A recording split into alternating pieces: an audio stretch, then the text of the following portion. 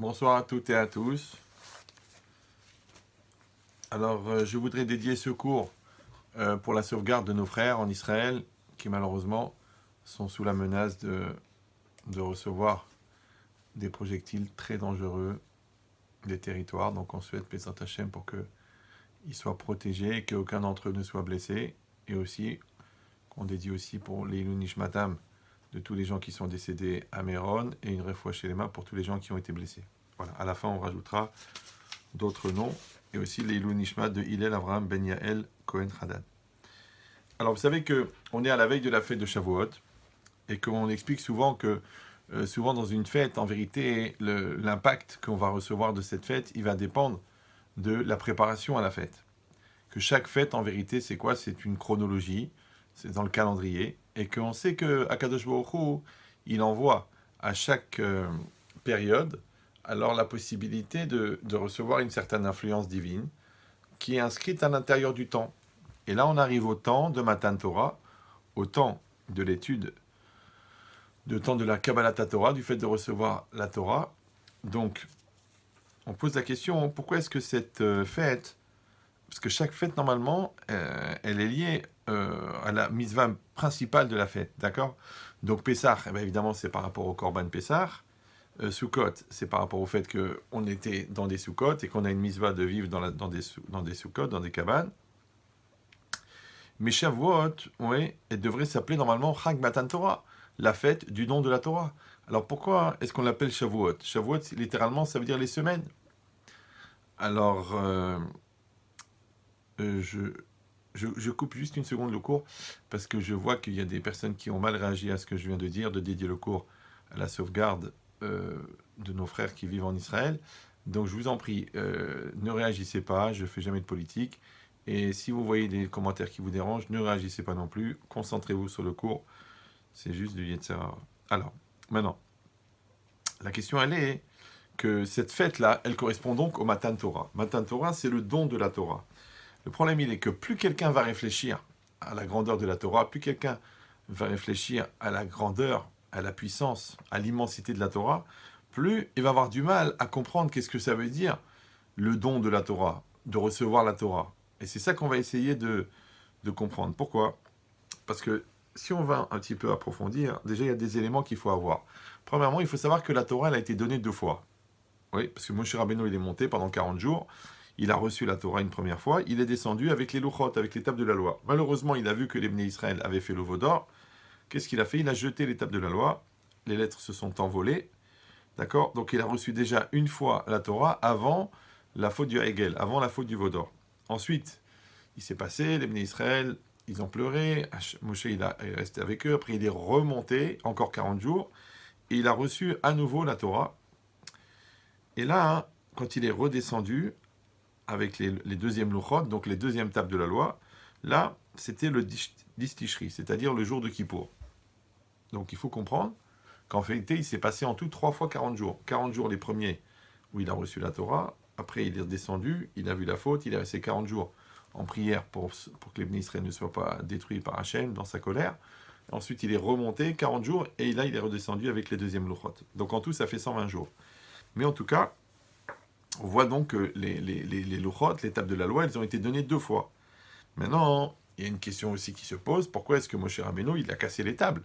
Ok, les Bnei Israël, ils ont fauté, ok, ils ont fait cette erreur très très grave du veau d'or. Moshe Rabbeinu, il a vu ça, bon, eh ben ok, ben, il leur fait faire teshuva, d'accord, il les encourage, il les oblige à se repentir et tout, mais pourquoi est-ce qu'il a cassé les tables? Pourquoi faire? Deuxièmement, en les cassant, il est obligé de les refaire, d'accord? Maintenant, la question, elle est, est-ce que les premières étaient pareilles que les deuxièmes? Troisièmement, il est monté, oui, il a reçu la Torah en 40 jours, déjà c'est quelque chose qui est incroyable, parce que toute la Torah entière, ouais, pour l'étudier entièrement, ça prend à peu près une trentaine de vies, d'accord? Donc comment quelqu'un, il a pu recevoir toute la Torah en 40 jours? Bon, c'est Moshe Rabbeinu, il est différent de nous, il n'a pas le même cerveau, il n'a pas la même neshama, il n'avait pas la même proximité avec Hachem, et la notion du temps aussi chez Moshe, elle est très très spécifique, mais ce n'est pas le moment d'en parler maintenant. Donc ce qu'il a fait en 40 jours, c'est ce qu'on ferait nous en 10 vies, d'accord? Et encore. Donc maintenant, la question elle est, c'est que la première fois il est monté 40 jours, il a reçu toute la Torah. Alors quand il est remonté, ben, il avait déjà reçu la Torah. Pourquoi est-ce qu'il est resté encore 40 jours? Ça ne sert à rien. La première fois il a eu, ça y est. Ouais, c'est comme si je vous apprends à vous 4 x 4, 16, d'accord? Et ça vous prend une demi-heure pour comprendre, et ben vous n'avez pas besoin d'une nouvelle demi-heure pour réapprendre 4 x 4, 16, puisque vous le savez. Donc, dans la proportionnalité de la réception de la Torah, à quoi ça servait de rester à nouveau 40 jours pour recevoir à nouveau la Torah, puisqu'il avait déjà reçu une première fois. Troisièmement, il faut savoir que les premières louchot n'étaient pas les mêmes que les deuxièmes. Pourquoi? Parce que la Torah explique qu'Hachem, il a donné les premières louchot, c'est-à-dire les 2 premières tables de la loi. En vérité, c'était des immenses diamants qui faisaient 150 kilos chacun, d'accord? Donc vous essayez d'imaginer à quoi ça correspond. Et Hachem, il a donné les tables, et ensuite il a envoyé un feu du ciel qui a gravé à l'intérieur des tables, d'accord? Puisque les lettres, elles étaient en suspension à l'intérieur. Donc là-bas c'est marqué, donc Luchot min hashamaim ve amirtav min hashamaim. Donc les tables, elles étaient min hashamaim, elles venaient du ciel, et l'écriture aussi qui s'est inscrite dedans, elle venait du ciel. Par contre, dans les deuxièmes tables, là c'est différent. Pourquoi? Parce que Hachem, il a dit à Moshe Rabbeinu, Pesol lechashni luchot avanim karishonim. Toi, tu vas tailler, d'accord? Tu vas tailler les tables de la loi, et moi je vais envoyer l'écriture. Donc, dans les 2 cas, l'écriture, elle vient du ciel. On verra tout ça ensuite, qu'est-ce que ça veut dire. L'écriture, elle vient du ciel, et elle a gravé à l'intérieur, comme une espèce de rayon laser qui a gravé. Ça, c'est pour l'écriture. Mais, pour les tables, les premières tables, c'est Hachem qui les a données. Les deuxièmes, c'est Moshe qui les a produites. Donc ça aussi, il faudra comprendre. Alors, pour essayer de répondre à toutes ces différentes questions, il faut savoir une chose déjà, très importante. C'est que le Maharal de Prague, il dit qu'en vérité, la Torah, qu'est-ce que c'est la Torah? Torah Tsechel Eloki I. En vérité, c'est l'esprit d'Hachem. D'accord? C'est la pensée d'Hachem, c'est l'expression de la pensée d'Hachem. Maintenant, on sait très bien qu'Hachem, il est infini, il est Ensof, il est infini, il est sans limite. D'accord? Et son esprit, il est comme lui, il est infini. Et la Torah, c'est l'expression de son esprit, donc lui aussi qui est infini. Donc, plus on va réfléchir encore une fois à la nature même de la Torah, à la dimension infinie de la Torah, parce que nous, on voit la partie voyante de l'iceberg, d'accord? On voit les 24 livres de la Torah écrite, d'accord? Les 5 du Chumash, et les 19 ensuite des Nevi'im et des Ketuvim, ok, des prophètes, des hagiographes. Ça, c'est pour la Torah écrite. La Torah orale, eh ben, c'est toutes les Mishnayot, tout le Talmud, 2700 pages, plus des centaines de milliers de pages de commentaires qui font partie de la Torah orale. Donc, en vérité, ce que tu vois, c'est la partie voyante, d'accord, de l'iceberg. La partie cachée, qui est toujours plus grande, ouais, elle est infinie. Donc, qu'est-ce que ça veut dire maintenant que, c'est pour ça que c'est marqué Arucham et Eretz Mida. Ça veut dire que la Torah, elle est plus étendue que la longueur de la terre, parce qu'elle est infinie. Maintenant, nous, on sait qu'en vérité, l'Oshayar Medida, ça veut dire que c'est pas envisageable de parler de mesure à l'intérieur de quelque chose d'infini. On sait que la Torah, elle existait avant qu'Hachem crée le monde, d'accord? C'est-à-dire qu'Hachem, il a d'abord écrit la Torah, après il a créé le monde. Donc quand Hachem, il a créé le monde, il a créé la matière. Avant de créer la matière n'existait pas. Or, la matière, quand elle a été créée, elle a créé la notion de la taille, d'accord? Donc puisque la Torah existait avant que la matière existe, donc la Torah aussi, elle n'a pas de taille, puisque la notion de taille, elle est apparue avec la création du monde. C'est pareil, dès qu'Hachem il a lancé la création, il a créé le mouvement. En créant le mouvement, il a créé le temps. D'accord? Donc, si la Torah existait avant que le temps existe, donc la Torah n'est pas soumise au temps, la Torah n'est pas soumise à la matière. Donc la Torah, elle est entièrement en dehors de toutes les limites, de toutes les contraintes, de toutes les petitesses qui peuvent être liées à la matière, puisqu'elle existait, la Torah existait avant. Alors plus on réfléchit à ça, encore une fois, que c'est marqué Istakel Boraïta ou Baralma, Hachem il a regardé dans la Torah et il a créé le monde, ça veut dire que le monde en vérité n'est qu'une projection de la Torah, une infime projection, d'accord, de la Torah. C'est-à-dire que la Torah elle est beaucoup plus grande que ce qu'on en a fait dans le monde. C'est pas que le monde et la Torah ils sont entièrement effets miroirs, d'accord. Que le monde vient de la Torah, ça c'est certain. Mais que la Torah elle contient pas plus que ce qu'il y a dans le monde, c'est sûr aussi qu'elle contient plus, d'accord. Donc plus on va comprendre ça, que, encore une fois, Hachem il a créé la Torah, qui est infinie. Ensuite, il a créé le monde en regardant dans la Torah. Après, il a créé l'homme. Donc l'homme, qui est une partie infime, en fin de compte, du monde, et le monde, qui est une partie infime de la Torah, d'accord? Alors comment tu peux imaginer que cette immensité là, infinie de la Torah, elle peut être réceptionnée par l'homme?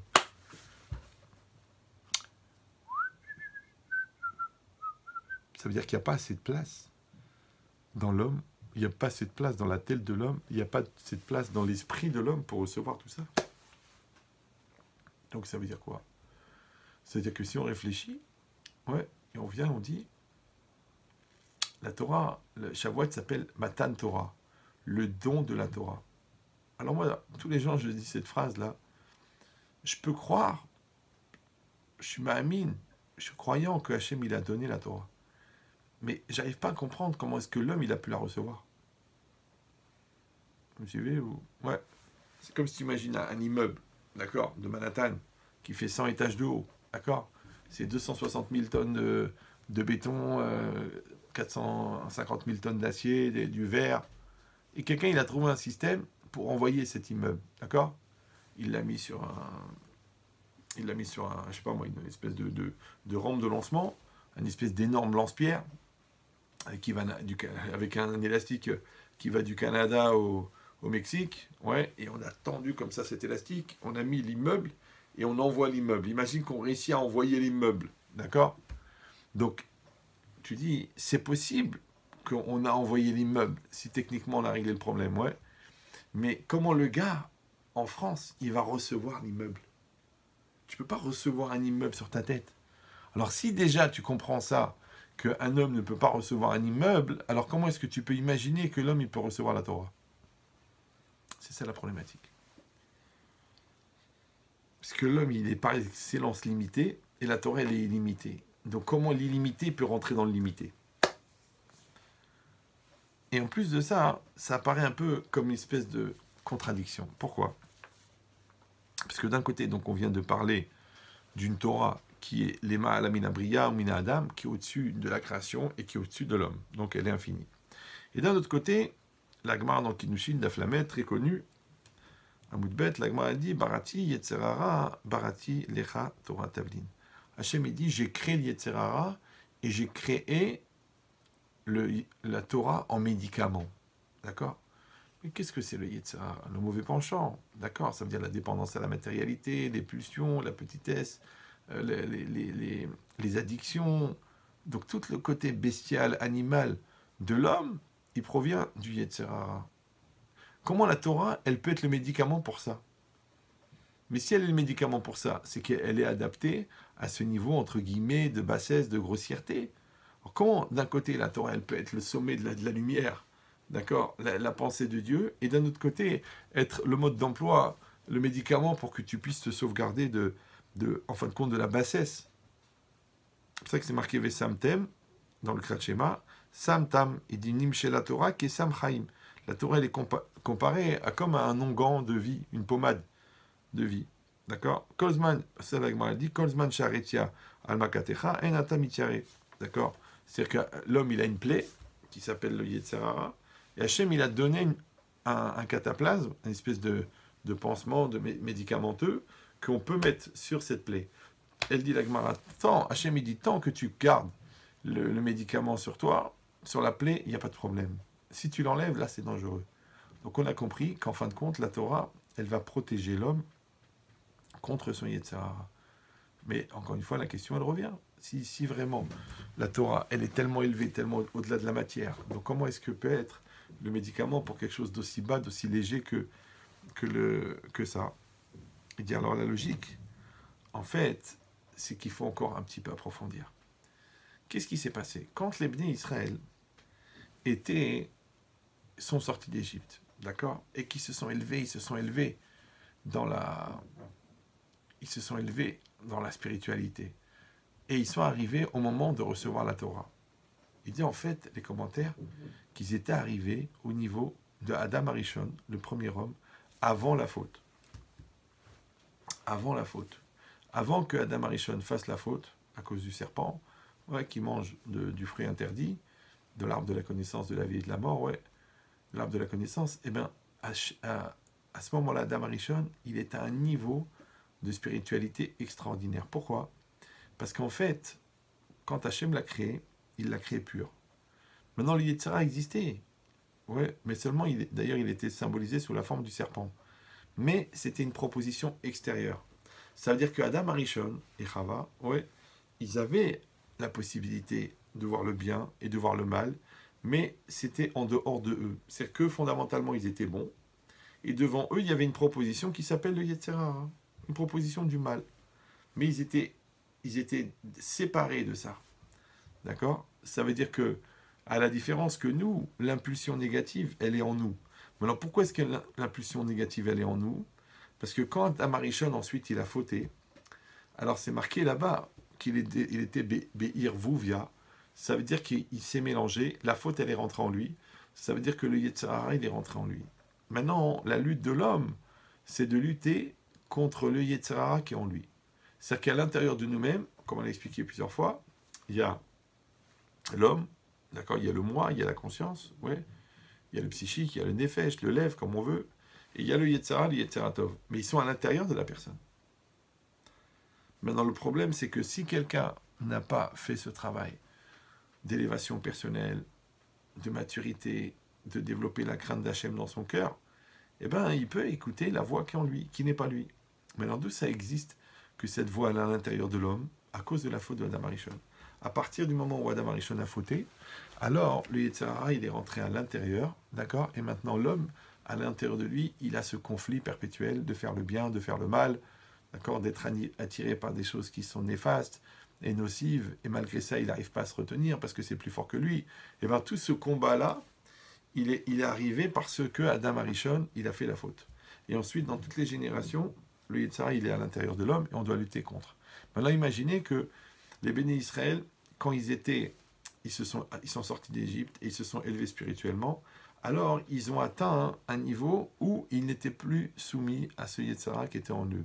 C'est-à-dire que soit il faut comprendre qu'ils l'avaient expulsé, ouais, soit il faut comprendre qu'ils avaient pris un niveau de supériorité, un niveau de projection par rapport à ça. Alors pour donner une image plus facile à saisir, parce que si des fois c'est trop spirituel, on ne comprend pas, c'est un peu comme la maturité, d'accord? Quelqu'un il est pris par ses nerfs, ou quelqu'un il est pris par son stress, ou quelqu'un il est pris par sa peur. En vérité, c'est quoi? Parce qu'il est déstabilisé par des malaises, par des mal-être qu'il a à l'intérieur de lui, par un niveau d'immaturité. Quand il grandit, d'accord, et puis il se rend compte de ce qui se passe, et il arrive à maîtriser, en fin de compte, la peur qui était en lui, elle est en dehors de lui, c'est une proposition. Ouais, la pulsion négative, c'est une proposition, elle est en dehors de lui. Pourquoi? Parce qu'il a pris du recul, parce qu'il a grandi, parce qu'il s'est élevé. Et ça, c'est au niveau psychologique. Et bien, au niveau spirituel, c'est la même chose. C'est-à-dire que quelqu'un, il peut réussir à faire qu'il prend un tel niveau d'élévation qu'il a pris une distance avec son moi faible, avec son moi Yetzirah, avec son moi négatif, avec son moi animal, avec son moi bestial, pour être capable de dire, ok, la réalité, elle existe, le Yetzirah, il existe, l'impureté existe, mais moi, hein, je suis en dehors de ça. Moi, je suis au-dessus de ça. On dit en français, je suis au-dessus de ça. D'accord? Il dit, cette idée-là, il dit, c'est le niveau que les bénis Israël avaient atteint hein, au moment du Matan Torah. C'est-à-dire qu'au moment où ils étaient prêts à recevoir la Torah, en vérité, ils étaient à ce niveau extraordinaire. Mais le problème, tout le monde sait que plus quelqu'un y grandit, plus son épreuve, elle grandit. D'accord? Donc celui qui a un grand niveau, au niveau spirituel, peut-être il va avoir un Yetzirah d'avoir des mauvaises pensées. Quelqu'un qui a un couple extraordinaire, il va avoir un Yetzirah de regarder ailleurs. Quelqu'un qui a beaucoup d'argent, il va avoir un Yetzirah de faire des bêtises avec. Donc plus tu vas augmenter le niveau, plus tu vas augmenter l'épreuve. Et c'est un peu normal. Ouais, quelqu'un qui passe le BEPS, il n'a pas les mêmes examens que quelqu'un qui passe l'examen d'entrée à l'ENA. C'est pas le même niveau. Donc, Kol Hagadol Michavero, Yitzro Alimeno. Plus celui qui est plus grand que son ami, ils disent les Chachamim, alors son Yetzirah, il est plus grand. Pourquoi? Parce que quand tu grandis, le Yetzirah, il grandit avec toi. Et si vous allez dire, bah alors ça se terminera jamais cette histoire, puisqu'à chaque fois que je grandis, le Yetzirah, il grandit. Mais oui, mais encore une fois, le Yetzirah, c'est celui qui te permet de grandir. Parce que quand tu le surmontes, eh ben, tu grandis. Mais si tu ne le surmontes pas, il t'enfonce. D'accord? Alors cette logique-là, comme dans la musculation, tu peux porter, tu peux porter 20 kilos, et puis après, tu peux porter 30 kilos, et puis après 40 kilos, après. Mais quand tu réfléchis, l'haltérophile au championnat du monde qui soulève 230 kilos, tu as bien compris qu'il n'a pas commencé par 190 kilos, qu'il n'a pas commencé ça. Il a commencé par 50 kilos. Et petit à petit, il est monté. D'accord? C'est pareil, celui qui s'occupe d'une entreprise avec 600 000 employés. Ouais, en sortant de l'école de gestion, il n'a pas pris 600 000 employés. Petit à petit, il a atteint. Et ben, c'est exactement pareil que l'homme. Plus il va grandir, d'accord? Et plus il va atteindre des niveaux extraordinaires. Mais évidemment, qu'en grandissant, eh ben, pour pouvoir grandir encore plus, on va lui proposer un examen. Un examen, c'est un nisayon, c'est une épreuve. Quand il va surmonter l'épreuve, il va encore grandir. Donc ça veut dire que la seule manière de grandir, en vérité, c'est de maîtriser son épreuve. Mais l'épreuve, elle est là. D'accord? Alors si c'est ça, ça veut dire quoi?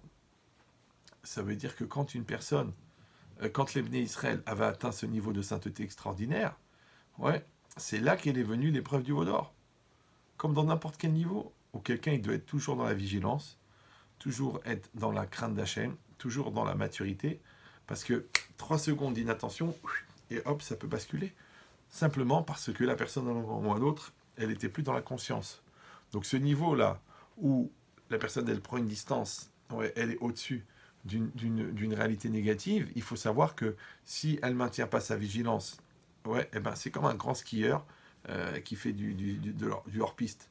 D'accord? Eh ben, c'est Hazve Shalom, une seconde, il manque de concentration ou d'attention, et paf, il saute sur un rocher.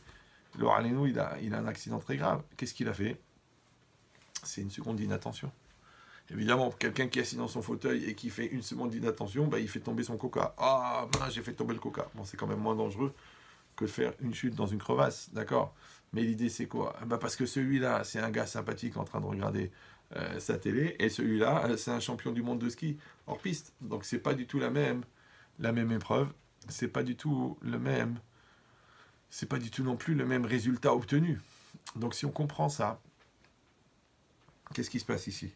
Qu'une personne, ouais, au moment où le Yetzer Hara, il est dominé, il est maîtrisé, et que les Bnei Israël sont à un niveau de spiritualité extraordinaire parce que ils ont expulsé le Timtum Alev, toute l'impureté qui était liée à la faute, et ils ont fait ce qu'on a expliqué déjà quelques centaines de fois, la véritable sortie d'Égypte, puisque Mitzrayim c'est l'Égypte et Metzarim c'est les limites, et que par haut c'est Péra, c'est le Yetzer Hara.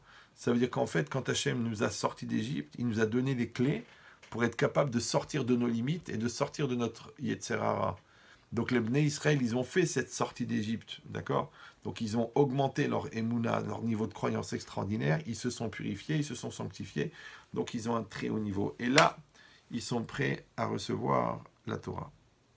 Malheureusement, il y a eu la faute du veau d'or. Et hop, avec la faute du veau d'or, ils ont dégringolé de leur niveau et ils sont revenus au niveau de Adam Arishon après la faute. C'est d'ailleurs pour ça que la Gemara elle dit que normalement, avant le Matan Torah, eh ben, ils auraient dû recevoir la Torah et vivre éternellement. Mais Adam Arishon, en fautant, il a fait rentrer la mort, d'accord, dans l'homme. Donc c'est pour ça qu'il est devenu mortel. Donc de la même manière des bénis Israël, avant de recevoir la Torah, ils étaient aptes à devenir immortels et les autres générations, elles ne seraient jamais nées. Donc en fautant, en fin de compte, eh ben, ils ont fait qu'ils sont devenus à nouveau mortels. Donc c'est grâce à ça que les générations d'après, elles sont apparues. Parce que normalement, on aurait dû recevoir la Torah. Et après, hop, le Mashiach serait venu et c'était terminé. Il a fait, hop, la faute, elle a re-enclenché un nouveau cycle pour amener ce qu'elle a amené. Maintenant, si c'est comme ça, hein, il dit le rat de base qu'en fait, dans le Sefer Tamei Mitzvot, que les louchot, elles symbolisent le cœur de l'homme.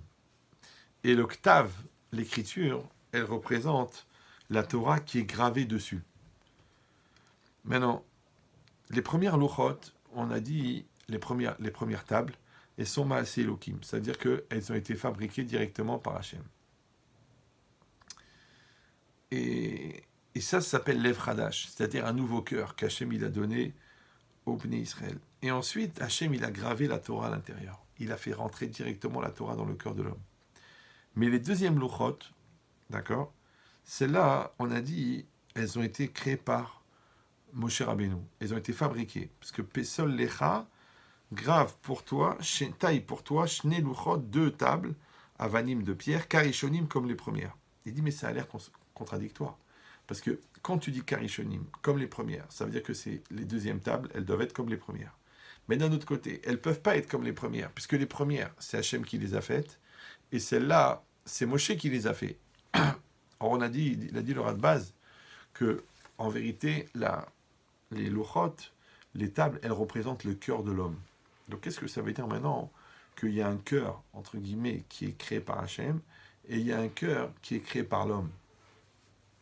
On a expliqué déjà quelques dizaines de fois que le cœur, ça représente l'intériorité de la personne. Ça représente le réceptacle. Ça représente le siège de la maturité. Ça représente le siège de la psychologie profonde. D'accord? Le siège de l'impulsion d'exister. C'est-à-dire que mon moi, en vérité, c'est ça mon cœur. Ok. Maintenant, ce moi-là, c'est à moi de le créer, c'est à moi de le développer, c'est à moi de le construire. Mais ça, c'est une dimension qui est arrivée après qu'il y a eu la faute. D'accord? Ça veut dire qu'au moment où les Bnei Israël s'étaient élevés tellement haut spirituellement, Akadosh Baruch Hu, il leur a donné l'Ev Hadash, un nouveau cœur. D'accord? Ce cœur-là, il n'est pas soumis, on a dit, ni au Yetzirah, ni aux addictions, ni à la bestialité, ni à l'humanité négative, nocive, limitée. Donc il leur a donné un nouveau cœur. Et dedans, il a envoyé pour que la Torah, elle s'inscrive directement. Tac, tac, tac, tac, tac, tac. Ouais. C'est pour ça qu'on dit que quand les Bnei Israël, ils ont reçu la Torah, en vérité, quand ils voyaient un verset, tous les commentaires qui allaient être donnés sur ce verset, jusqu'à la fin des temps, ils les voyaient en même temps. D'accord? Ça s'appelle une Torah qui est donnée bematana, en cadeau. D'accord? Ça veut dire qu'il y a une logique où la personne, en vérité, elle reçoit le message divin directement d'Hachem. Il y a une logique. Pourquoi?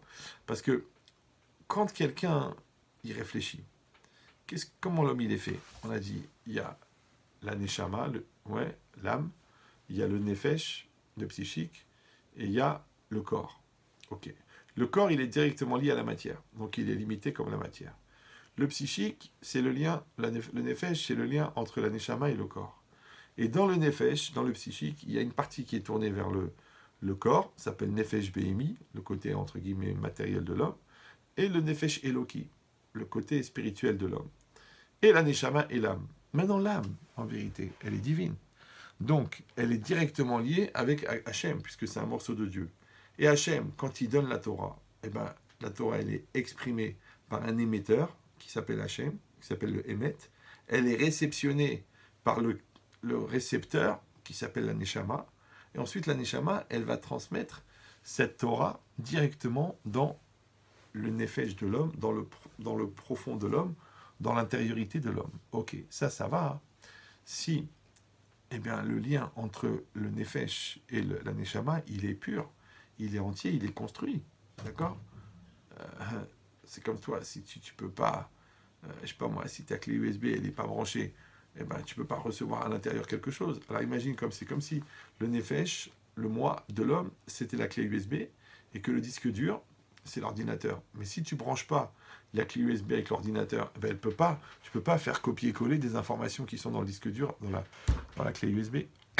Donc ça veut dire que pour que l'homme puisse recevoir cette Torah, qui en elle-même, dans sa nature profonde, elle est entièrement divine, ouais, alors il peut la recevoir seulement si le lien il est créé. Quand les Béné Israël avaient atteint ce niveau de spiritualité extraordinaire, donc c'est-à-dire que Hachem leur a donné, entre guillemets, une clé USB neuve, ouais, qui n'a jamais été salie ni polluée, alors ils peuvent recevoir directement Aktav, Amirtav, Birtav Elohim, ils peuvent recevoir directement la Torah dans le cœur. Mais, à partir du moment où les Bnei Israël ont fauté, ouais, donc maintenant, ça ne peut plus marcher comme ça. Pourquoi? Parce que Hachem, il dit, Pesol lechash neluchot. Toi, tu vas tailler les tables. Ça veut dire que toi, tu dois te construire ce cœur-là. Toi, tu dois construire cette personne. Et toi, tu dois faire la démarche, la longue démarche de création du réceptacle pour pouvoir recevoir la Torah. C'est ça la problématique. Ouais. C'est-à-dire qu'on a dit ça a l'air d'être qu'il y a 2 Torahs. Il y a une Torah entièrement de spiritualité, entièrement de lumière, entièrement de la pensée divine, entièrement de la profondeur du Zohar, ouais. Et de l'autre côté, une Torah, entre guillemets, de la vie.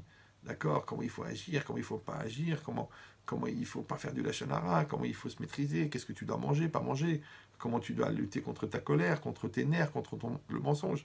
Donc, pourquoi cette Torah, entre guillemets, de moussard, cette Torah de travail sur soi, et d'un autre côté, une Torah tellement élevée, tellement au-dessus de la matière, tellement même au-dessus de la réalité. Pourquoi c'est comme ça? Eh bien, l'idée, c'est ça. C'est qu'à partir du moment où les Bnei Israël ont fauté, d'accord? Alors, Moshe Rabbeinu, on a dit, il était monté une première fois pour recevoir la Torah. C'est vrai, il est monté. Et il a reçu toute la Torah pendant 40 jours. Quand il est arrivé en bas, qu'est-ce qui est marqué là-bas? Il a brisé les louchot. Ça veut dire quoi? Il en a dit que les louchot, elles représentent le cœur de l'homme. Ça veut dire que quand les Bnei Israël ont fauté, en vérité, ils ont brisé ce cœur qu'Hachem leur avait donné, dans lequel ils pouvaient recevoir. Ouais, comme dans n'importe quel domaine. Pourquoi on dit en français briser le cœur? C'est intéressant. Comme image, tu m'as brisé le cœur. Ouais. C'est comme si dans un couple, Hazve Shalom, il y a une grosse bêtise qui est faite, du genre un adultère. Bon, les gens ils s'aiment. Ok, moi je t'aime, toi tu m'aimes. Et puis après, il y a un gros Yetzirara, et paf, et la voisine. Et puis la personne, la femme, elle se rend compte, le mari se rend compte. Hop, ça a brisé la confiance. D'accord? Or, la confiance, c'est quoi? C'est le récepteur. Quand je reçois ton amour, je reçois tes mots, je reçois ta gentillesse, je reçois ton intelligence, eh ben, cette fusion entre toi et moi, elle passe par le fait que moi, je suis réceptacle de toi et toi, tu es réceptacle de moi. Ouais. Mais si, Chas Shalom, il y a le cœur qui a été brisé, donc comment tu vas recevoir? Donc il va falloir reconstruire. Combien de fois j'ai dit à des gens qui ont fait cette grosse bêtise de l'adultère, je lui ai dit, mais tu as deux problèmes. Premier problème, que tu as fait une avéra très très claire, très très grave, ouais, d'avoir fait l'adultère, c'est une faute très très grave de la Torah. Mais tu as un deuxième problème, c'est que tu as perdu la confiance de l'autre. Parce que l'autre t'a dit, écoutez, moi je ne sais pas qui est mon mari. Moi je suis marié avec un monsieur, et puis d'un seul coup je me rends compte que depuis 1 an, depuis 2 ans, depuis 6 mois, il a une double vie, donc je ne sais plus qui c'est. Donc quand il n'est pas là, je ne sais pas ce qu'il fait. Quand il ne répond pas au téléphone, j'ai peur qu'il se passe quelque chose. Je ne sais pas. Donc il va falloir en fait reconquérir la confiance. Et tout ce côté nia, ce côté confiance, ce côté candeur, ce côté qui était tellement beau, tellement magnifique avant, tu l'as pourri. Ouais, et le Yetzirah, il peut faire ça. Il peut détruire, en fin de compte, la confiance qui existe entre un homme et une femme. Et bien de la même manière, la confiance qui existe entre l'homme et Hachem. D'accord? Toi, tu as été élevé dans la Torah, tu as toujours vu le bien, tu as toujours vu la pureté, tu as toujours vu la sainteté. Ouais. Tant que tu n'as pas fauté, c'est facile. Donc ton esprit, il est propre, ta personne, elle est propre, et tu peux recevoir la Torah à 100%. Mais si Chas V'Shalom, il rentre le vice, et maintenant tu fais des fautes, et tu rentres dans la Touma, et tu fais des actions négatives, et tu te pollues avec des choses sales, après maintenant le problème c'est que, comment tu vas recevoir? Comment tu vas recevoir? Puisque le pot dans lequel tu voulais recevoir la soupe, elle est cassée. D'accord? La boîte où tu devais mettre l'or, elle s'est cassée. Donc comment tu vas mettre l'or? Où tu vas mettre la Torah? Alors tu dis, ben, il faut que tu te refabriques. Tu refabriques un réceptacle pour recevoir la Torah. Il faut que tu refabriques un cœur pour recevoir la Torah. Il faut que tu refabriques un espace de confiance dans le cœur de la personne pour pouvoir à nouveau vous aimer dans la confiance et dans la pureté. Et c'est ça le problème. Donc on a compris maintenant pourquoi il y a ces deux Torahs a priori qui ont l'air d'être tellement différentes. Ouais, une Torah de lumière, une Torah de spiritualité à 100%, et l'autre une Torah où il faut se battre avec le Yetzirah, se battre avec la matière, se battre avec ses pulsions. C'est parce que en fait, les Béné Israël, Moshe Rabbeinu, quand il est monté, il a reçu la première Torah, d'accord, 100%. Et c'était ça les premières louchot qu'il a reçues. Malheureusement, les Béné Israël, et cette Torah elle correspondait aussi, ouais, avec le niveau qui était extraordinaire. Mais malheureusement, ils ont fauté. Et quand ils ont fauté, ils ont perdu ce niveau-là. Donc ils ont perdu l'accès à cette Torah-là. Donc Moshe Rabbeinu, il a été obligé de remonter et de faire encore 40 jours. Pourquoi? Parce qu'il fallait qu'il reçoive une deuxième Torah. Le Rav Dessler, il appelle ça la Torah du Baal Teshuvah. D'accord? La Torah du repenti. Parce que c'est pas la même. C'est comme si tu viens, tu dis, Bon, quelqu'un qui est né dans une famille de Hasidim depuis qu'il est petit, à 5 ans, son père il a amené au mikvé quand il avait 4 ans, après à 6 ans il a fait la Mishnah, après à 8 ans la Gemara, après à 14 ans il a fini le Talmud, après il a commencé à apprendre le Shulchan Aruch, après il est arrivé à 20 ans. Celui-là, c'est pas la même chose que le gars qui était dans un milieu complètement assimilé, qui mangeait pas cachère, qui a vécu en province, sans communauté, sans synagogue, sans cache-route, sans rien. Et puis un jour, on lui dit, tu sais que tu es juif. Puis d'un seul coup, il dit, ah ben alors, il se met à faire des recherches, et puis il découvre qu'est-ce que c'est le judaïsme.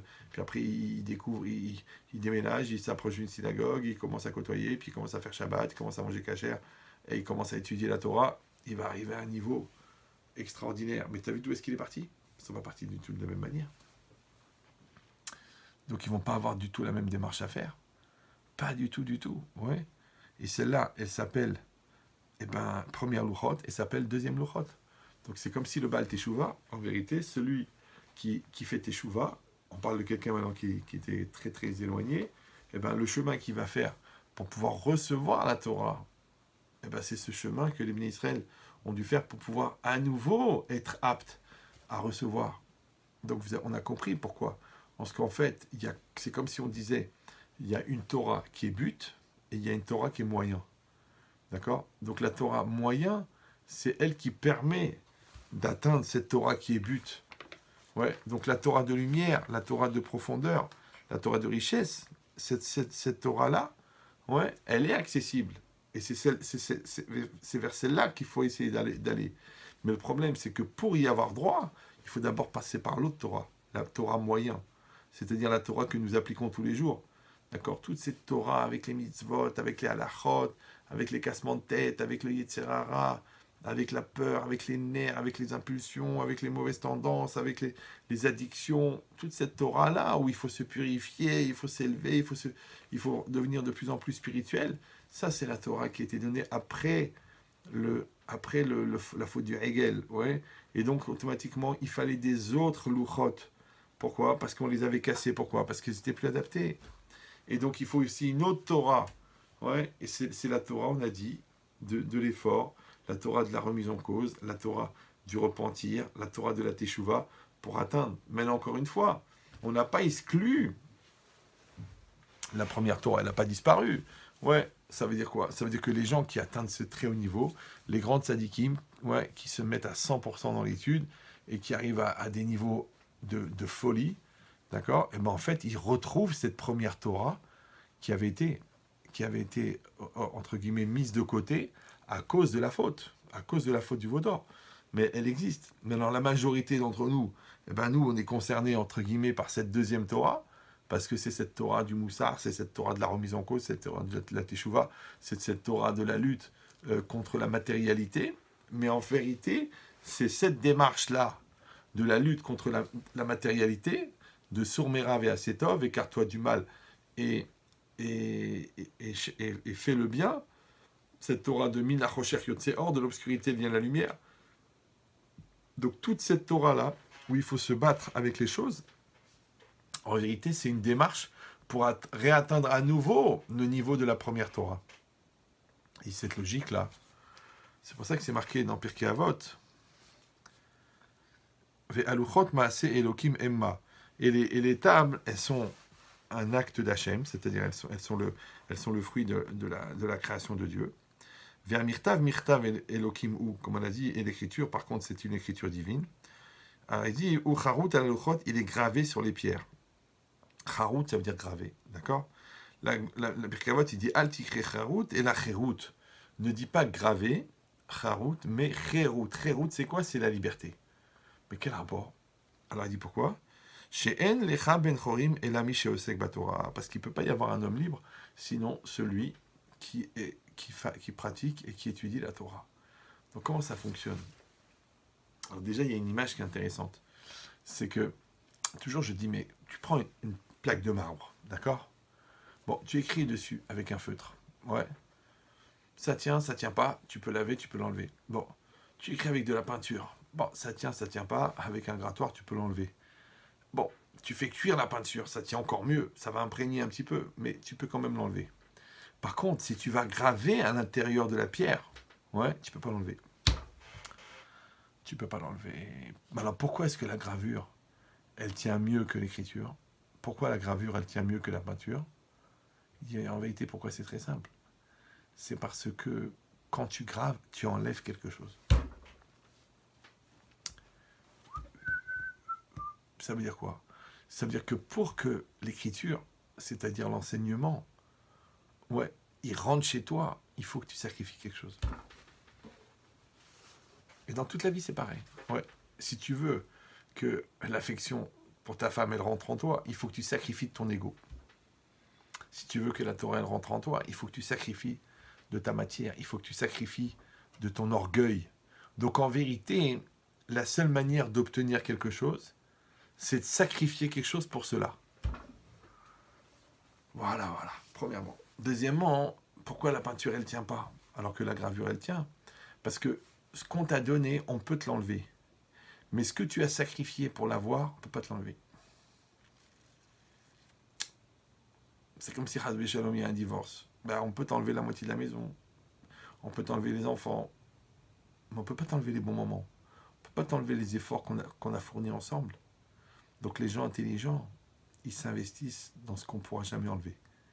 C'est-à-dire le travail des midot, la construction, la solidarité dans le couple. Les autres, ils investissent dans ce qui s'enlève. Et donc ils investissent dans l'argent, ça se partage. Ils investissent dans la maison, ça s'enlève. Ils investissent dans les enfants, ça se partage. 15 jours, un Shabbat sur 2. Il dit c'est exactement pareil. Qu'est-ce que tu es prêt à sacrifier pour la Torah? Qu'est-ce que tu es prêt à donner? Ouais, tu peux donner de ton temps, tu peux donner de ton corps, tu peux donner de ta fatigue, tu peux donner de ton argent pour prendre un enseignant qui s'occupe de toi, qui t'aide à grandir et tout ça. Tu peux ou non? Ah, c'est pas évident, c'est difficile, ok. Donc tu veux rien donner, ok, tu ne donnes rien, tu n'es pas obligé. Mais tu reçois rien non plus. C'est ça l'idée. C'est que combien est-ce que une personne, elle peut comprendre qu'on a dans la vie, encore une fois, que ce qu'on a sacrifié.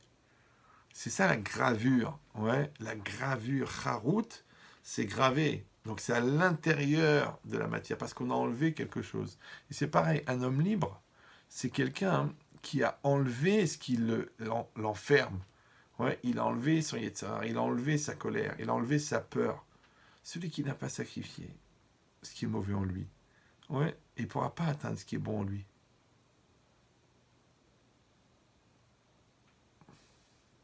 Or, les gens, qu'est-ce qu'ils veulent? Ils ne veulent pas sacrifier. Il dit, écoutez, moi je suis comme je suis, pourquoi je vais changer? Ma mère, tu vois, elle m'a toujours aimé, toi aussi apprends à m'aimer tel que je suis. Mais si tu veux évoluer, si tu veux grandir, tu es obligé de sacrifier. Tu veux être bon en maths, il faut sacrifier 10 ans de ta vie. Tu veux monter une montagne, il faut sacrifier des calories, il faut sacrifier des douleurs, il faut sacrifier des crampes. Tu vas aller à Marseille, il faut sacrifier les heures de voyage, il faut sacrifier le prix du train, il faut sacrifier la fatigue du voyage.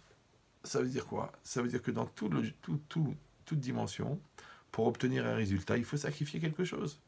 Et ben c'est ça que les gens ne comprennent pas. C'est que si toi, tu obtiens le même résultat, mais sans sacrifice, bizarrement, tu n'as pas le sentiment d'appartenance. Tu n'as pas l'impression que tu as acquis quelque chose. Et d'ailleurs, ça se voit parce que tu n'as pas changé. Donc ça veut dire quoi? C'est qu'en vérité, les efforts que tu fournis pour acquérir la Torah, ouais, c'est eux qui te donnent droit à la Torah, mais pas en tant qu'implication directe, effet domino, entre ce que tu as produit et ce que tu reçois. Non, c'est parce que les efforts, ils te font changer, et c'est le fait que tu as changé qui te donne droit à la Torah. C'est le fait que tu as grandi qui te donne droit à la Torah. Donc ça veut dire que c'est comme si on disait que c'est le niveau de maturité que tu as atteint. Tout à l'heure, avant Mikra, j'étais en train d'étudier, vous savez, dans Pirkei Avot, le 6e Pérec, d'ailleurs le Pérec qu'on doit lire avant Shavuot, et bien là-bas, on explique les 48 qualités qui sont nécessaires pour recevoir la Torah, pour acquérir la Torah. Mais regardez-les, ça vaut la peine. Même en français, vous les lisez. Si vous avez la possibilité de les étudier avec un commentaire, mais c'est extraordinaire. Mais si vous regardez bien, en vérité, on parle de qualité morale, on parle d'efforts à fournir, on parle de la solidarité, on parle du respect, du rave, de l'admiration que tu dois avoir, des sacrifices que tu vas faire dans l'étude. Mais en vérité, ce sont que des erchérim, c'est-à-dire des conditions qui rendent possible la chose. Ouais. Et toi, plus tu vas les accomplir, plus, en fin de compte, tu vas créer le réceptacle pour recevoir la Torah. Tu vas fabriquer le cœur pour qu'ensuite la Torah, elle rentre. Et c'est ça le paradoxe. C'est que d'un côté, c'est marqué que la Torah, elle s'acquiert dans le Hamal. Adam, les Hamal Yulad. L'homme a été créé pour faire des efforts. Ouais, et la Gemara, dans Sanhedrin, elle dit qu'on parle du Hamal de la Torah. D'accord, de se fatiguer. Dans la Torah, on a vu dans Bechukotai, là-bas au début, Im Bechukotai Telechou, si vous allez dans mes lois, Rashi, il explique, enfin c'est les Chachamim, que c'est quoi? Chez Tiyu Amelim Batorah. C'est que la Torah, elle a besoin d'efforts, elle a besoin de sacrifice, elle a besoin de se donner à fond. Si tu veux acquérir quelque chose dans la Torah, il faut vraiment, vraiment, dans l'étude de la Torah, il faut vraiment, vraiment beaucoup faire d'efforts, beaucoup se concentrer, beaucoup réviser, beaucoup prier, beaucoup pleurer, pour que réussir à comprendre la Torah, pour réussir à voir la profondeur de la Torah. Alors pourquoi donc ça se voit que la Torah ne s'acquiert que dans l'effort. Et d'un autre côté, c'est marqué que la Torah, c'est une matana. Ça veut dire c'est un cadeau. Mais, dis-moi, quand tu reçois un cadeau, tu fais pas un effort pour le recevoir. Ouais. Tu ouvres ta boîte aux lettres, il y a un cadeau. Ah, l'autre, il vient chez toi, il dit, tiens, un cadeau. Le cadeau, c'est une matana. Donc, c'est une matana d'Hachem. C'est un cadeau d'Hachem. Alors, comment ça fonctionne? D'un côté, tu dis qu'il faut faire des efforts extraordinaires et se sacrifier. D'un autre côté, tu dis que tu le reçois en cadeau. Alors, comment ça marche? En vérité, c'est exactement pareil que la vie. D'accord? On dit, tu sais, on t'a donné la vie. On t'a donné la vie. D'accord? Après, on te dit, ouais, il va falloir gagner ta vie. Je ne comprends pas. Pourquoi est-ce que tu veux que je la gagne puisqu'on me la donne? Mais en vérité, l'idée, c'est pareil. C'est-à-dire que toi, tu vas faire l'effort. Tu vas te casser la tête. Tu vas réfléchir. Tu vas aller au cours.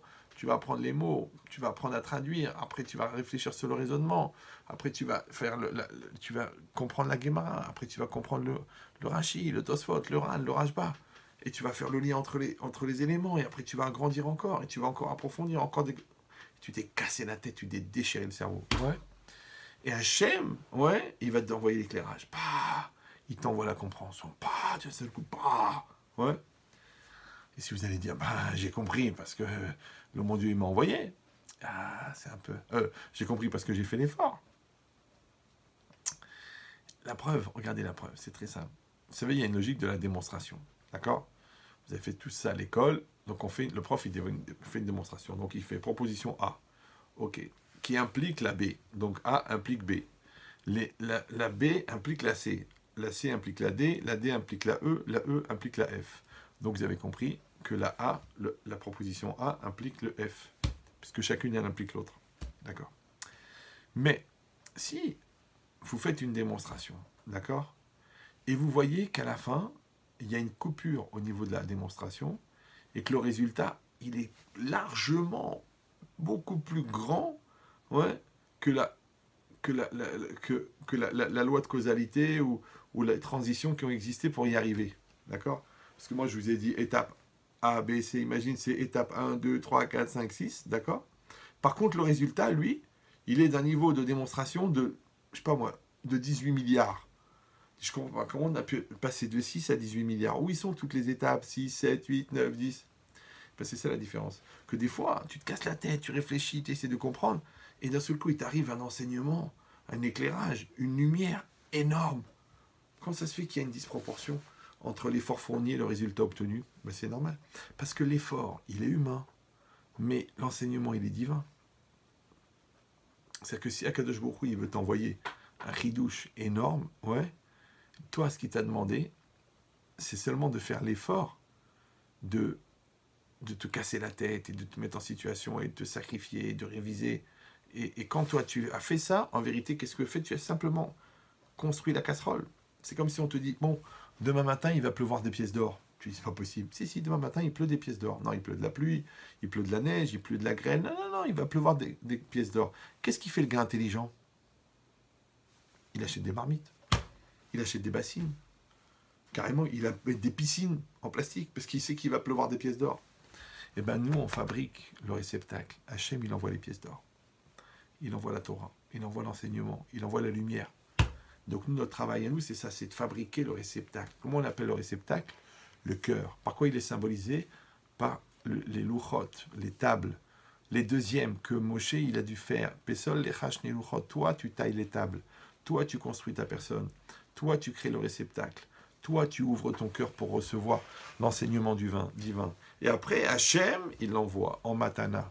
Donc c'est pour ça que dans les deux louchot, les premières tables et les deuxièmes tables, Mirtav Elohim ou l'écriture, elle venait du ciel.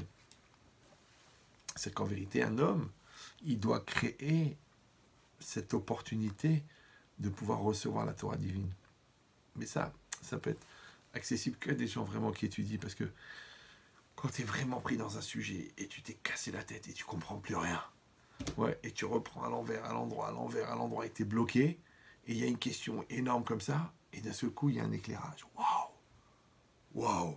D'un seul coup, tu comprends tout. Tu vois les liens. Ça répond à ça, ça répond à ça, ça répond à ça, ça répond à ça. Eh bien, la lumière du chidouche, ouais, la lumière de l'enseignement, elle est appréciable dans l'obscurité de l'incompréhension. C'est pour ça que quand les gens, ils écoutent la cour, on leur dit la question, on leur dit la réponse, bon, d'un autre côté, ils peuvent trouver ça super, mais ils ne peuvent pas avoir la vraie richesse de la réponse s'ils n'ont pas la problématique de la question. Alors, quand on te donne la question et la réponse, tu dis, ouais, c'est sympathique, ça correspond, il y a une corrélation directe entre la question et la réponse, mais au fond, tu n'as pas eu le problème, toi, de la question. Tu t'es pas cassé la tête sur la question. Tu n'es pas mort sur la question. Donc, tu ne peux pas avoir ce sentiment comme ça de waouh, ouais, à 100%, parce qu'au fond, tu vois, elle est au même niveau, la question et la réponse. Et c'est pour ça que on dit que Talmud Torah, ouais, l'étude de la Torah, c'est Me'en Olam Haba. Ouais, c'est un avant-goût du monde futur. Parce que qu'est-ce que c'est le monde futur? Le monde futur, c'est que quelqu'un, après sa mort, il va avoir une perception, ce qu'on appelle Ziva Shechina, il va recevoir l'éclairage de la présence divine. D'accord? Et c'est ça le plaisir dans notre monde. Mais non, cet éclairage de la présence divine, la personne, elle va être dans la clairvoyance, elle va tout voir, elle va tout comprendre, elle va avoir cette sérénité. Tu peux en recevoir un micro extrait, d'accord, dans l'étude. Parce que quand, encore une fois, tu t'es bien cassé la tête, tu as passé 4 heures à essayer de réfléchir sur un sujet, tu as vu les commentaires, et tu es embrouillé, tu vois pas le lien. Et d'un seul coup, le bon Dieu, il t'allume la lumière. C'est comme si dans une caverne, d'accord, et à tâtons, tu touches, tu trouves un truc, encore là, mais tu sais pas où tu es, tu sais pas ce que c'est, tu comprends pas ce que c'est. Et puis d'un seul coup, quelqu'un, il amène une allumette. Ouais, et il allume comme ça. Ouais. Et la petite allumette, elle est petite, comme ça, d'accord, mais elle fait un éclairage qui va durer 1 minute, et chou. Et tu vois tout ce qui se passe dans la caverne. Et là, tu comprends tout. Ah, c'était ça. Voilà la porte d'entrée, voilà la sortie, voilà le truc. Ah, le truc sur quoi je suis tombé tout à l'heure, c'était ça. Tu comprends tout. Et bien, c'est exactement pareil. Quand l'homme, il a fait l'effort dans le Hamal, dans l'étude de la Torah, Hachem, il lui envoie cette micro-lumière qu'on appelle vulgairement la compréhension, d'accord? Le chidouche, l'enseignement, le renouveau, paf. Et ce renouveau-là, cette lumière de la compréhension dans l'étude de la Torah, il est Me'en Olam Haba, c'est-à-dire que c'est un avant-goût de ce sentiment-là qu'un homme il aura dans le monde futur, mais au lieu de durer 1 seconde, comme dans la compréhension, que d'un seul coup tu dis waouh, tout est clair, et bien là ça durera l'éternité. Ouais. Donc quand on comprend ça, on comprend pourquoi est-ce que cette dimension-là de l'étude, elle doit passer par tous ces efforts, par ces années, par ces efforts de compréhension, de traduction, après de faire les calculs, de voir qu'est-ce qu'il a dit Rashi, qu'est-ce qu'il a dit Tosfot, après de voir comment est-ce que, en vérité, quelle est la question, mais la question, elle fait un éclairage dans le Rashi, comment Rashi, en sous-entendu, il a déjà répondu à cette question, mais le Rashba, il a posé une autre question. Pourquoi on a besoin de tout ça? Pourquoi ne pas faire une Torah claire, comme un film américain? Tu vois le début, tu vois la fin, tu suis, tu comprends tout. Non, il faut que tu te casses la tête. Pourquoi? Parce que le cassement de tête, il a un double impact, un double effet. Premier effet, c'est que le cassement de tête, de chercher la vérité, il va te servir à dépolluer ta tête de toutes les saletés que tu as ramassées. Ben oui, parce qu'on dit quand la Torah elle rentre, la Touma elle sort. Quand la Torah elle rentre, l'impureté sort. Maintenant, malheureusement, dans la vie, dans la matière, dans les avérotes, dans les bêtises, dans les pollutions qu'on peut avoir, il y a des choses qui rentrent. Or, le problème, c'est que ces choses-là, elles font écran et elles font que j'arrive pas à percevoir la Torah. Donc, comment je vais faire pour réussir à voir, puisque le pare-brise, il est rempli de boue? Alors, on te dit, il faut faire bouger les essuie-glaces. Mais les essuie-glaces, en même temps qu'ils enlèvent la crasse, en même temps, ils laissent rentrer la lumière. Eh bien, l'étude de la Torah, les efforts que tu fournis, les sueurs que tu prends, que tu te lèves tôt, que tu pries avant de commencer à étudier, que tu étudies, que tu te casses la tête avec ta chavruta, avec ton compagnon d'études, de travailler en même temps tes midot, et de travailler la modestie, et d'accepter de relire, et de faire des efforts, et des fois de te rabaisser parce que le gars il est plus jeune que toi, et de mettre par écrit parce que tu n'arrives pas à te concentrer. En fin de compte, tous ces efforts-là, c'est ce qui va éliminer, en fin de compte, les toxines que tu as accumulées en fautant et qui t'empêchent de voir la lumière. C'est un peu comme le sport. Ouais. Quand tu reprends le sport, qu'est-ce qui se passe? Au bout de 2 jours, tu as des courbatures. Mais les courbatures, c'est quoi? Les courbatures, c'est la douleur développée par l'élimination des toxines que tu as accumulées dans ton muscle sans faire de sport. C'est que le fait que tu ne fais pas du sport, ça cumule des toxines. Quand tu fais la musculation, tu vas évacuer les toxines. Maintenant, évacuer les toxines, ça fait mal. C'est comme si dans ton couple, tu ne fais pas d'effort. Ouais, pas de discussion, pas de communication, pas d'échange, pas de reconnaissance, pas de remise en cause. Et il y a des toxines, des toxines, des toxines. Le jour où tu veux faire un effort, ouais, c'est dur, ça fait mal à la galava, ça fait mal à l'orgueil, ça fait mal à la maturité, ça fait mal à la compréhension. Pourquoi? Parce que tu as l'habitude de ne pas réfléchir, de ne pas te prendre la tête, de ne pas te remettre en cause, de penser que c'est toujours la faute de l'autre. Donc ça fait mal aux toxines, aux pollutions que tu as cumulées en ne travaillant pas ton couple. Dans tous les domaines, c'est la même chose. Donc le fait de ne pas travailler cumule les toxines. Le jour où tu veux faire des efforts, les toxines, elles empêchent. Donc, mais d'un autre côté, c'est la seule manière d'éliminer les toxines. Et quand tu élimines les toxines, tu te sens bien. C'est pour ça que c'est dur de faire du sport. Et pourtant, quand tu fais le sport, après, tu te sens bien. Wow, une bonne sueur. Wow, en plus, ça donne de la force. Tu as envie de refaire du sport. C'est bizarre, non? Normalement, tu devrais être crevé, épuisé. Non. Une bonne fatigue, elle donne des forces. Une mauvaise fatigue, elle enlève les forces. Ben, c'est exactement pareil. Donc cette Torah-là, on l'a dit, cette Torah de remise en cause, cette Torah de Moussar, cette Torah de lutte contre la flemme, contre la lourdeur, contre les intérêts, contre l'orgueil, cette première Torah-là, ouais, eh ben, cette Torah qu'on a reçue en deuxième, après la faute du Hegel, cette Torah du Moussar, cette Torah de la morale, cette Torah de la remise en cause, cette Torah des efforts dans l'étude, en vérité, on a dit c'est ça, elle a un double effet. D'un côté, elle va éliminer les toxines, d'accord? Oui. Et en même temps, elle va te donner accès parce qu'elle va te créer le réceptacle pour recevoir la Torah en matana. Et quel plaisir de comprendre, quel plaisir de voir clair, quel plaisir de répondre. Ce qui avait l'air contradictoire, en fin de compte, ça tombe clair. Ouais. Tu arrives à voir la généralité qui inclut tous les principes. Tu arrives à voir le fondement, le yesod du sujet. Tu arrives à voir le principe fondamental dans tous les domaines. Mais qu'est-ce que c'est le dommage? Qu'est-ce que c'est la responsabilité? Qu'est-ce que c'est la lumière? Qu'est-ce que c'est le temps? Qu'est-ce que c'est l'humain? Qu'est-ce que c'est le couple? Tous les fondements de la vie, ils sont dans la Torah. Le problème, encore une fois, c'est que si tu la prends de manière superficielle, bah, tu vois l'extériorité des choses, bah, tu dis bah, toutes les voitures sont les mêmes, un arbre c'est un arbre, parce que tu n'as pas la connaissance de la finesse, tu n'as pas la connaissance de la nuance. Or, la connaissance de la nuance, elle vient avec la prise de tête, elle vient avec les efforts, elle vient avec l'approfondissement, elle vient avec le fait que tu s'investis à l'intérieur. Donc cette logique-là, en vérité, c'est ça auquel on a accès grâce à Shavuot. Vous savez, Shavuot, on l'appelle Rosh Hashanah du Limud Torah. C'est comme le premier jour de l'an en ce qui concerne l'étude de la Torah. Donc quand on est dans une logique, de la même manière qu'à Rosh Hashanah, ouais, on a fait déjà les 30 jours de Slichot, on est dans une période de Elul où on se réveille de se rapprocher d'Akadosh Baruch Hu, après on prend sur nous des choses à Rosh Hashanah, après entre Rosh Hashanah et Kippour, eh ben on fait Aseret Yemei Teshuvah, on s'améliore dans sa Teshuvah, on fait beaucoup d'efforts, après on arrive à Yom Kippour, et après on finit Yom Kippour, ouais. Et là on peut recevoir Sukkot, et on peut recevoir la joie. Donc, ben, c'est exactement pareil. Quelqu'un il va réfléchir, entre guillemets, il va faire Teshuvah par rapport à son étude de la Torah. D'accord? Combien de temps je pratique la Torah? Combien de temps je consacre à l'étude de la Torah? Quel genre de Torah? Est-ce que c'est une Torah de téléspectateur, comme ça je viens, je regarde le cours tranquille? Ou alors, au-delà de ça, je dis, allez, je vais aller étudier dans les textes, allez, tiens, je vais aller voir le Rav, je vais aller au Beth Midrash, je vais aller dans la maison d'études, et je vais fixer 1 heure après la prière, le matin, où je vais avoir un cours le soir, dans la Gemara, dans la Mishnah, dans le Talmud, d'accord, dans le Chumash, dans la Halacha, je vais acheter des livres, je vais travailler dessus, je vais réviser tout seul, je vais acheter la Gemara en français, et je vais réviser, je vais préparer dedans, après je vais avoir une travauta avec quelqu'un, je vais fixer, je vais prendre le Dafayomi, je vais apprendre une Mishnah par jour, je vais prendre des halachot, des lois tous les jours. Quand je suis dans cette dynamique-là, d'accord, ça c'est la dynamique de Shavuot. C'est-à-dire que je vais réfléchir, d'accord, comme si on était le Yom Hadin, le jour du jugement, mais en ce qui concerne l'étude de la Torah.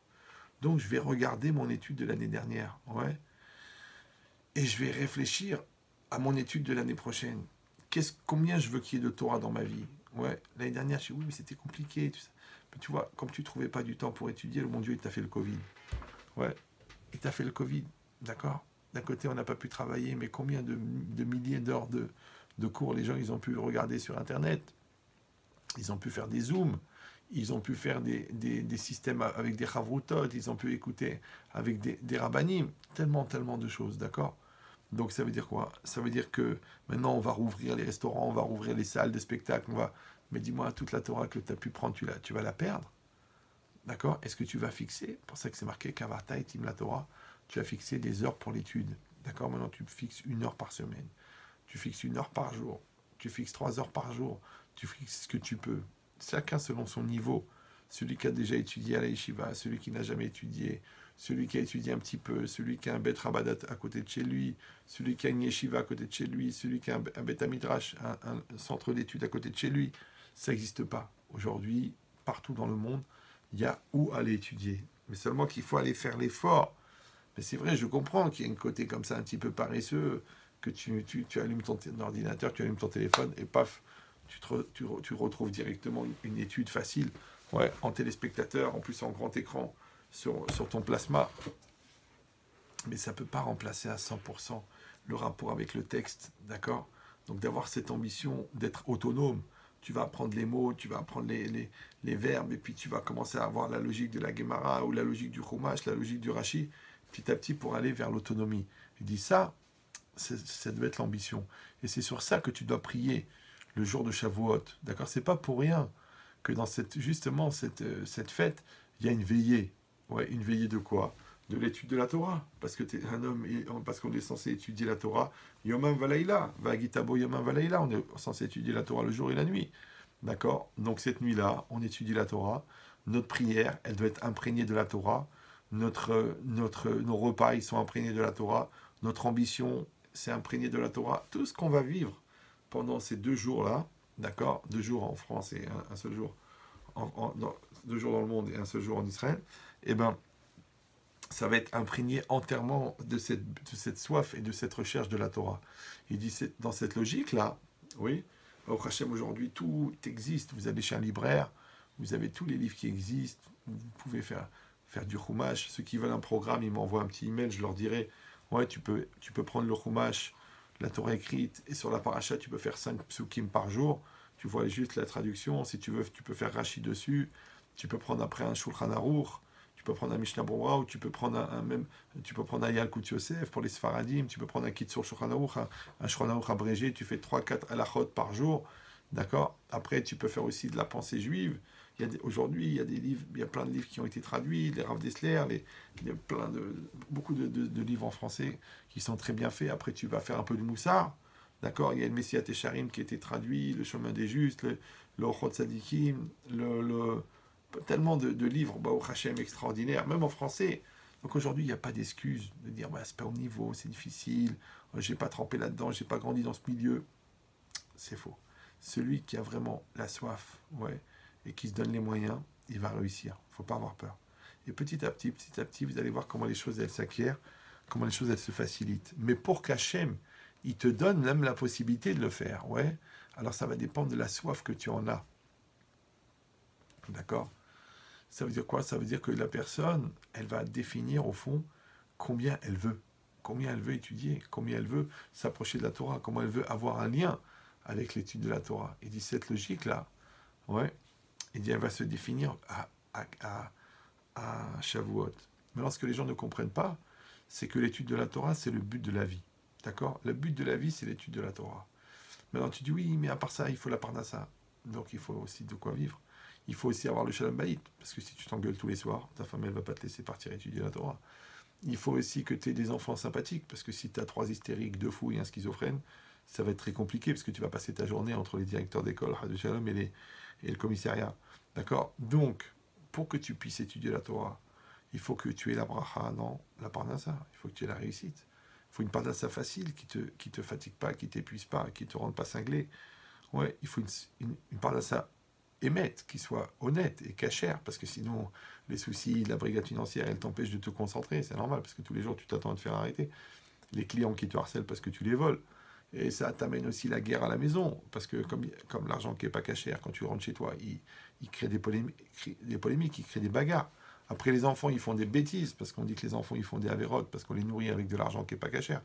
Donc, tu as des problèmes avec l'éducation, tu as des problèmes avec ta femme, parce que la prise de tête, les nerfs, oui, tu m'as pas fait ça, tu m'as pas donné, oui, ma belle-sœur, elle a acheté le Chanel, et toi, tu m'as pas offert. Pour toute cette superficialité, ces gamineries, ces bêtises, ça vient du fait qu'il n'y a pas de Torah dans la maison.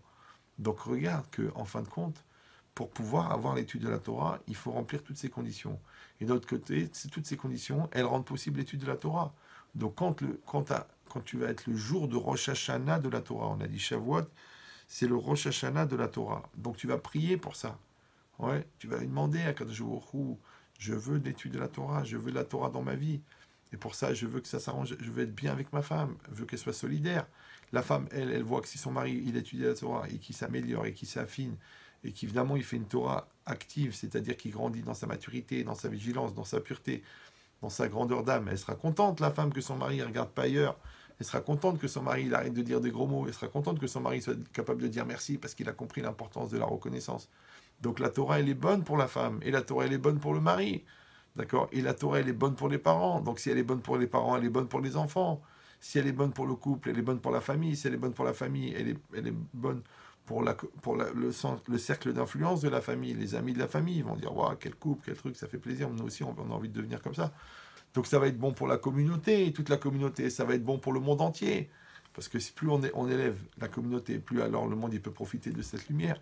Donc ça veut dire quoi? Ça veut dire que Rosh Hashanah, on a compris maintenant, le Rosh Hashanah de la Torah, Shavuot, ouais, ça a une amplitude, ça a une implication qui est tellement grande, qui est tellement forte, que c'est dommage de gaspiller cette journée-là, d'accord, simplement à manger, à dormir, d'accord, à aller se balader, aller au parc Monceau, d'accord, parce que c'est un moment de spiritualité énorme, puisqu'encore une fois, toute la Torah que tu vas étudier l'année prochaine, elle va dépendre de ces 2 jours-là. Donc c'est tellement important de se préparer, de prier, de s'élever et de prendre les engagements. La Gemara, elle dit que Nedarim, les Irouzé Nafché, c'est permis. On a le droit de faire des vœux pour s'encourager. Ouais, quand quelqu'un qui dit, allez, je vais fixer 1 heure par semaine. Ok, 1 heure par semaine, d'accord, ça veut dire 52 heures dans l'année, c'est énorme. D'accord, quelqu'un dit, bah, allez, je vais faire 1 heure par jour. Waouh, là, on est déjà dans des centaines et des milliers d'heures. Ouais, ça fait déjà 365 heures. D'accord, s'il fait 2 heures, ça fait 700 heures. C'est ce qu'on peut faire en 700 heures. C'est énorme. Tu peux faire un soir par semaine. Tu peux fixer un cours le Shabbat après-midi. Tu peux passer, si tu pars en Israël et que tu es célibataire, tu sais quoi, va faire 1 semaine à la yeshiva, va étudier, va chez Ronchaya, va étudier la Torah, va dans une yeshiva, prends du temps. Ouais, tu peux passer 2 semaines à Tel Aviv, passe 2 semaines aussi en même temps à étudier la Torah. Donc ça veut dire quoi? Ça veut dire qu'il y a tellement de choses à faire. Regarde, t'es étudiant, d'accord, de juin à octobre, tu n'as plus grand-chose. Va étudier, il y a des endroits. Tu peux aller à rue Pavée, tu peux aller, il y a des bâtiments de la partout, tu peux aller, je sais pas moi, dans le 19e, tu peux aller dans un Bet Rabad, il y a des cours qui sont donnés. Au Hachem, il y a tellement d'endroits. Il dit, soyons intelligents, d'accord, mesurons quelle est notre soif de la Torah, combien est-ce que nous-mêmes nous en avons. Or, on sait que Talmud Torah, Keneged Kulam, que en vérité, la Talmud Torah, l'étude de la Torah, vaut toutes les mitzvot. C'est-à-dire que quand tu étudies la Torah, c'est comme si tu accomplissais toutes les mitzvot. Ça ne t'empêche pas, bien sûr, de les accomplir. Parce qu'on a expliqué que l'importance de l'étude, c'est que ça amène à l'application. Mais de savoir que chaque mot de Torah, il correspond à 613 mitzvot. C'est-à-dire que quand tu lis un mot de Torah, c'est comme si tu as mis 613 fois les téphilines. Ouais, tu as mis 613 fois, tu as porté le talit sur toi. 613 fois, tu as reçu le joug divin. 613 fois par mot, il y a des milliers de mots. Ouais, dans une seule heure de Torah, combien tu peux? Il dit, ça veut dire quoi? Ça veut dire que on a cette possibilité, d'accord, d'amener cette Torah dans le monde. Et sachez-le, parce que les gens y croient, bon, mais ça c'est pour les gens des Yeshivot, nous on n'est pas concernés par ça, on va faire la tzedaka. Non, c'est faux. Tous les béné Israël, tout homme, c'est marqué en Shulchan Aruch, depuis sa bar mitzvah jusqu'au jour de sa mort, il doit étudier la Torah. Quel que soit le niveau. C'est pas genre le rabbin il est érudit et nous on va faire des efforts pour rester des ignorants. D'accord? On connaît par cœur tous les programmes de Netflix. D'accord? On a revu 4 fois la saga des séries de Traloued. Ouais, et d'un autre côté, on connaît pas cette Gemara, on connaît pas ce passage, on connaît pas ces psukim là. Non, une personne, elle doit apprendre sur elle et s'investir et faire rentrer dans son cœur cette soif de la Torah. Et cette soif de la Torah, elle se nourrit d'elle-même. Ça veut dire que plus quelqu'un il va entendre, et plus quelqu'un il va apprendre, et plus quelqu'un il va comprendre, et plus ça va lui donner envie de continuer. Alors je souhaite, Bezrat Hashem, que nous tous, ouais, pour ce Shavuot, on prenne sur nous d'étudier la Torah, on prenne sur nous des heures de Torah, et ça sera la plus grande sauvegarde qui pourra pour toute la communauté. C'est ça qui protège de la maladie, c'est ça qui protège de la guerre, c'est ça qui protège de la folie, c'est ça qui protège de l'assimilation, c'est ça qui nous aide. Donc je souhaite à tous, Bezrat Hashem, qu'on fasse une bonne Kabbalat Torah, qu'on reçoive sur nous la Torah à 100% pour ce Shavuot, et que Bezrat Hashem, ça nous donne le mérite de pouvoir recevoir le Mashiach. Voilà. Donc le cours est terminé.